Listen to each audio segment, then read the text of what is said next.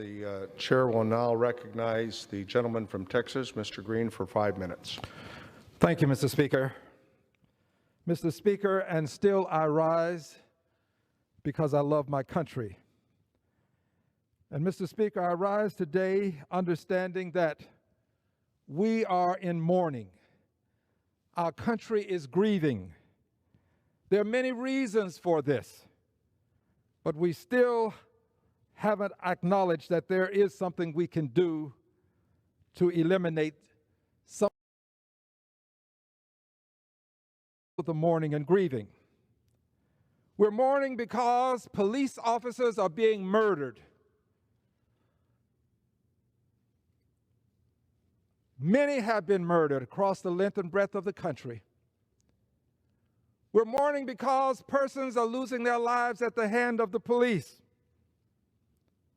Many have lost their lives. We are in a state of mourning. But it goes back far beyond George Floyd, Breonna Taylor, Sandra Bland.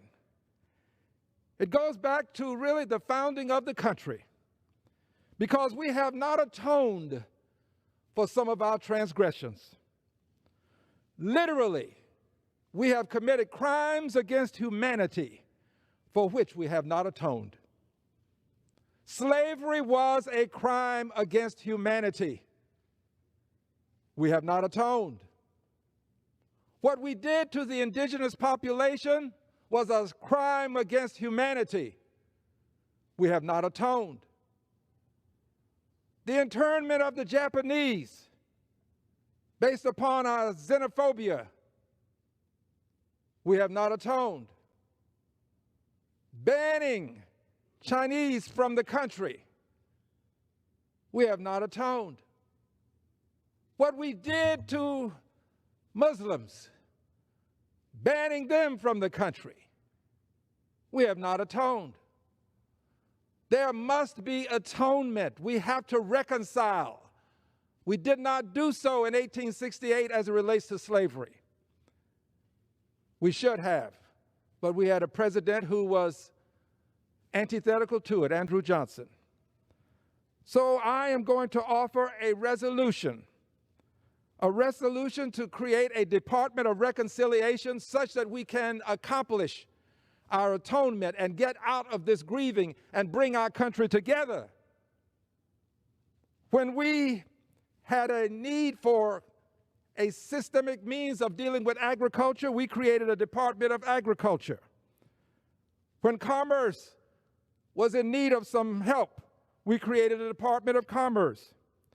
We have a Department of Labor because labor needs the kinds of legislation and the kinds of benefits that a Congress can accord labor, the persons who actually work for a living. When we needed defense, we created a Department of Defense and a Department of Homeland Security. So I am proposing that we have a Department of Reconciliation so that we can deal with the issues that have haunted us in this country for centuries.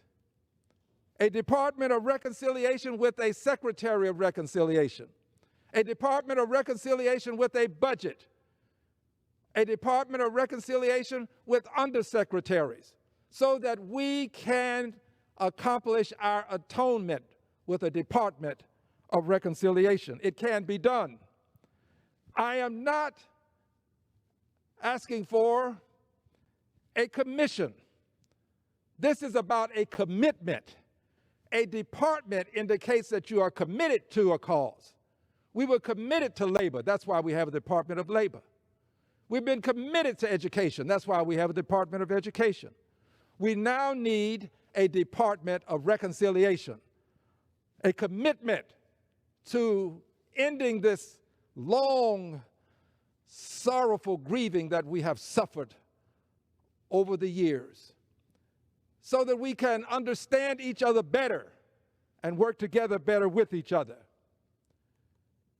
If we fail to do this, if we fail to reconcile, Dr. King's words will become our greatest nightmare. He indicated that we must learn to live together as brothers, and I would add sisters, or we will perish together as fools. We need a Department of Reconciliation. I will introduce a resolution for such, and I yield back the balance of my time. The gentleman yields.